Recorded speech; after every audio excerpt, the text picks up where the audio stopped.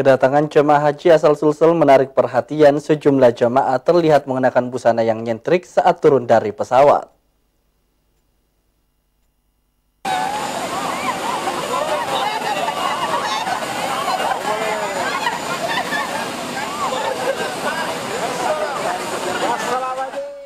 Kedatangan jemaah haji asal Sulsel selalu mengundang banyak perhatian, bukan hanya karena telah melaksanakan ibadah haji, namun gaya busana yang jemaah haji biasanya kenakan saat pulang lebih bervariasi dan kelihatan nyentrik.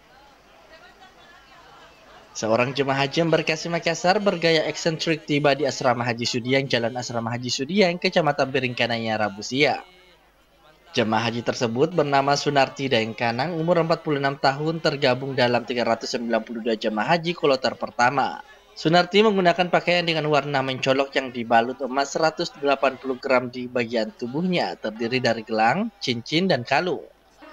Bahkan diketahui ratusan gram emas yang dia gunakan tidak semuanya berasal dari Tanah Suci, sebagian dia bawa dari Makassar.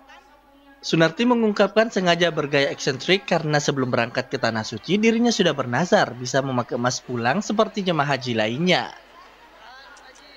Bu Haji, kenapa mesti pakai emas pada pulang saat Tanah Suci, Bu Haji?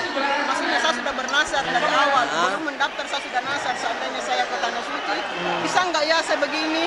Bisa nggak ya saya begini? Karena saya siapa sih? Iya. Memang ini kita beli atau bawa dari rumah sendiri? Ini dari separuh dari Makassar, separuh di Tanah Suci saya beli. Oh, siap.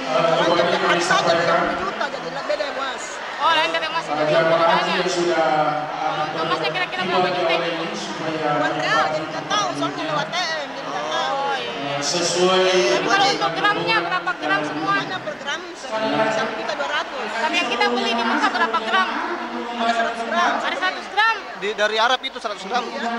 Ada sininya 100 gram lebih, Bu. 80. Berarti 180 semua ini emas tadi. Totalnya. Sementara itu, nilai emas yang dibeli Sunarti saat berada di Tanah Suci seharga 1,2 juta rupiah per gramnya. Rusmawandi Rara, Celebes TV.